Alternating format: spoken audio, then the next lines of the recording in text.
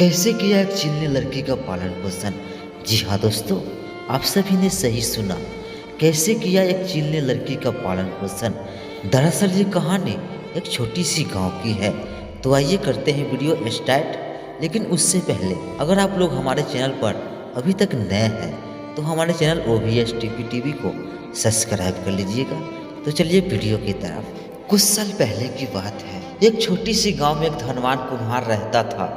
उसके पास ढेर सारा संपत्ति थी, मगर उसके पास एक भी वारिस नहीं था उस संपत्ति को देखभाल करने के लिए। और उसकी पत्नी बार बार बेटी को जन्म देती थी, जिससे वो कुम्हार तंग आ चुका था। परंतु उस जमाने में बेटे और बेटी में बहुत ही फर्क किया जाता था, लेकिन परिवार में बेटे की अहमियत बहुत ही ज्यादा थी। इस बार भी कुम्हार की पत्नी माँ बनने वाली थी और बच्चे का जन्म का समय नजदीक आ रहा था। और इस बार भी कुम्हार की पत्नी अपने मायके जाने के लिए नियमों के अनुसार तैयार हुई।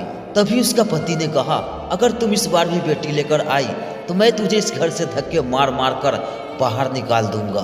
परंतु पति का बात सुनकर पत्नी डर गई। लेकिन किस्मत का खेल देखो, और इसे फिर से एक बार बेटी का ही जन्म हुई। लड़की देखकर उस कुम्हारिन का हाथ पांव फूल गए और किसी को खबर होने से पहले उस कुम्हारन ने अपने दिल पे पत्थर रखकर अपने बच्चे को एक मिट्टी के बर्तन में रखकर एक नदी में दहला दी। और ये बात किसी को कानो कान खबर भी नहीं हुई। और बर्तन नदी के लहरों में दहकर बहुत दूर निकल चला। एक धोबी नदी में कपड़े धो रहा था, तभी उसका नजर उस बर्तन पे पड़ी। धोबी ने क्या किया कि दौड़कर उस बर्तन के पास गया, उस बर्तन को किनारे लेकर आया और उसे ढक्कन खोलकर देखा तो धोबी हक्का चक्का रह गया, क्योंकि उस बर्तन के अंदर एक बच्ची थी। धोबी ने उस बच्ची को देखा और धोबी की आंखें फटी की फटी रह गई। और जैसे ही बच्ची की उठाना चाहा तभी माता चील ने उस बच्ची को उठाकर ले भागी। और धोबी उस चील को देखता ही रह गया। और चील ने उड़ते उड़ते एक वृक्ष पे जाके बैठी।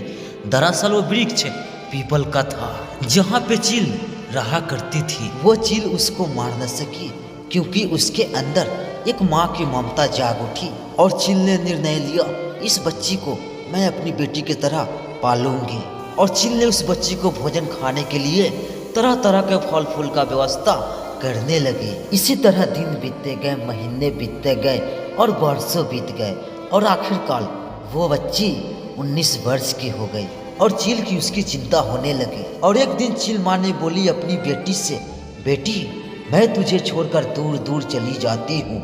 मुझे तुम्हारी चिंता खाई जाती है और मुझे हर पल डर लगा रहता है, क्योंकि मैं तुम्हारी माँ हूँ। अब से तुझे कोई मुसीबत आए या डर लगे तो ये गीत गाना, तो मैं कहीं भी रहूंगी, झट से उड़कर तुम्हारे पास आ जाऊंगी। आतर पात लड़े किसरे, चिल्ली आए मोर आगे पड़े। अर्थ पीपल के पत्ते हिले या डोले, मेरी चील मैया मेरे आगे आ जाए। इतना बात बोलकर उसे खाने का व्यवस्था में चल पड़ी।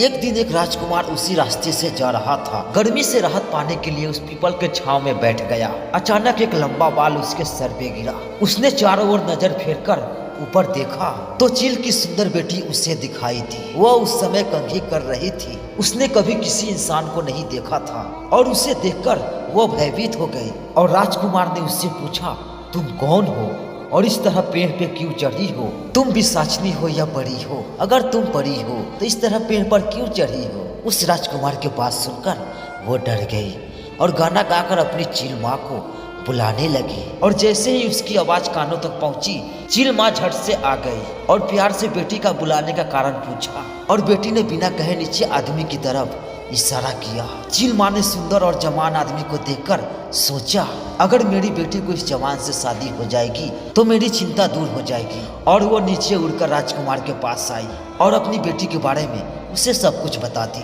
परंतु राजकुमार ने चील माँ की बात सुनी और उसने बोला, मैं राजकुमार हूँ और मुझे पहले ही 7 शादी हो चुकी है। अगर आपको कोई आपत्ति नहीं है तो मैं आपको बेटी से शादी करने के लिए तैयार हूँ। और चील माँ ने पहले कुछ देर सोचा और अपनी बेटी को समझा बुझाकर उस राजकुमार से विवाह रचा दी। दोस्तों अभी कहानी एंड नहीं हुआ है, अभी भी कहानी में ट्विस्ट बाकी है। दोस्तों ये कहानी आप सभी को कैसी लगी हमारे कमेंट बॉक्स में जरूर बताएं, ताकि हम इसका पार्ट 2 बहुत जल्द लेकर आ सके। तो मिलते हैं न्यू वीडियो के साथ, तब तक के लिए गुड बाय।